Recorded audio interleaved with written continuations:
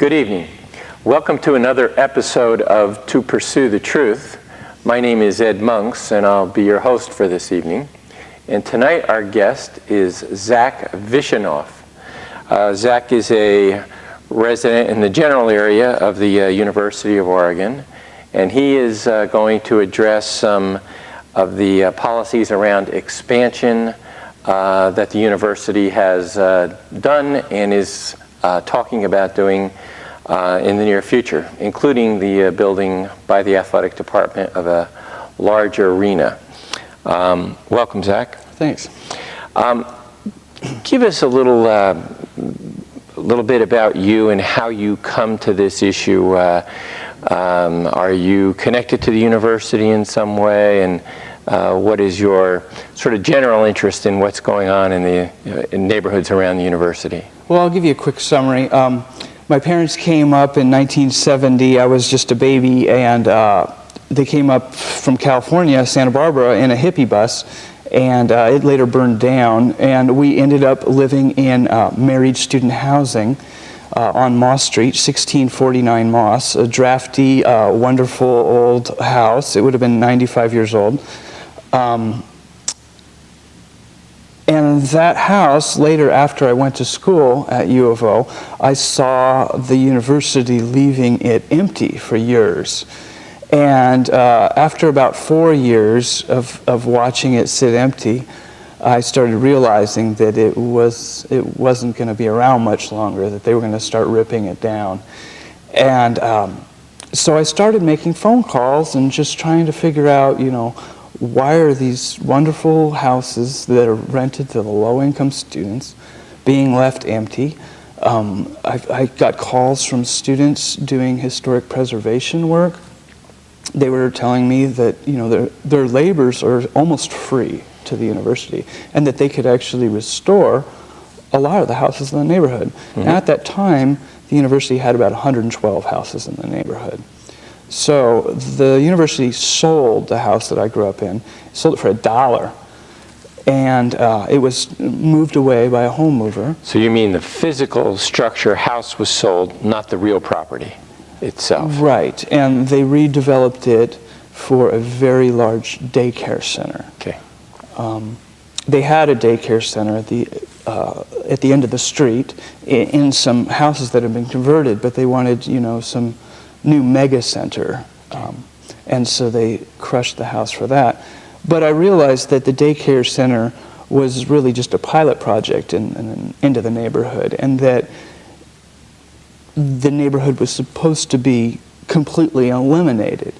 So what I've tried to do is remind reporters and remind the public that this neighborhood exists and that it's being squandered and sold off for $1 each. I figured that the one way I could deal with the stupidity of what happened to the house that I had grown up in is to see that the other ones weren't sold off in the same fashion.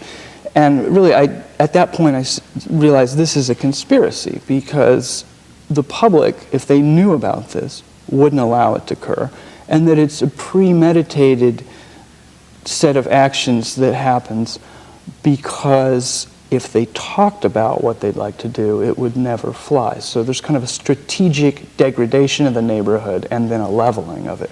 So are you assuming that overall the university ultimately wants to take over this entire neighborhood that we're referring to? Yeah, the only commitment they've made is that they would build something there at some point that would look somewhat like it does now. So they're very ambiguous as to what they'll do and what they're willing to develop next. But I have an extensive file on what they call an open space framework.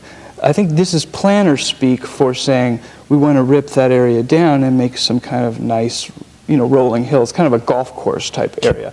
And that's a technical way of saying that. Okay, when we're talking about that Moss Street residence, Mm-hmm. That neighborhood is classified as the Fairmont neighborhood? Yes. All right. And I think you mentioned you've been a student at the university.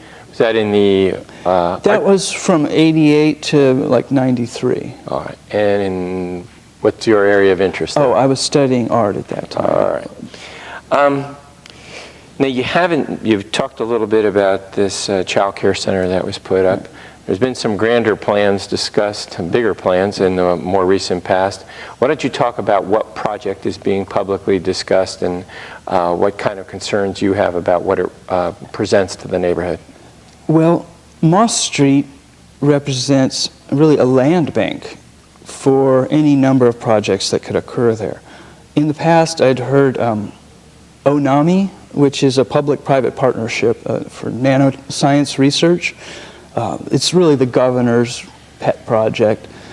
I've heard East Campus considered as a site for those types of labs. There's the discussion now of an indoor track being placed, a state-of-the-art indoor track being placed somewhere. Bartko is a consultant at the university. He's even mentioned maybe baseball tied in with basketball at the Fairmount site. So you really have to think these people are putting together a land bank for sports research parks. Okay.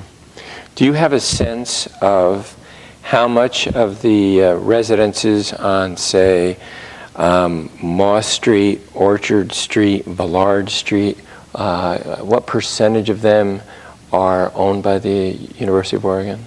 Well, the university owns most of the housing up to Villard Street. Now, there's certain exceptions along Villard that are owned privately.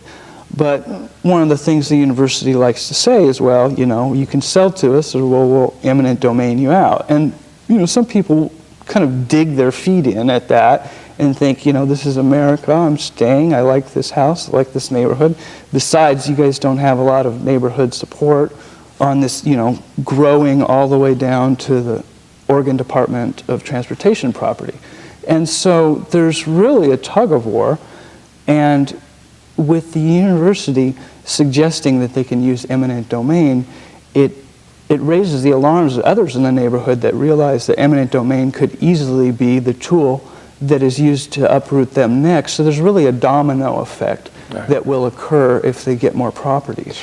Let's talk for a moment about the basketball arena that's been discussed fairly extensively in the local news. What has been publicly stated about where that arena would be located and how much land it would need to occupy, both the physical structure itself and any parking, either lots or structures associated with it? Well, you know, that plan kind of shifts by the day. I really, at this point, I think they're polling their donors and they don't really have a plan. They're saying that the dentist office near 14th and Villard is needed for an underground parking garage. But their plan changes so often that I think it's going to be pretty dicey for them to be able to have a court battle over that property, you know, using eminent domain, because their plan changes so much that they lack credibility. And so I think if owners don't want to sell to the university, that as long as they get the right eminent domain lawyers, that they can stay put and we can outlast the university's growing fits. In most eminent domain proceedings, the real issue is it a public entity that is entitled to take the land for some public purpose? And if the answer to that is yes, then generally really the only question is, what's the value? And that's what the owners of the land and the public entity, whether it be the athletic department or the university, that's really the only issue they get to argue about. Right.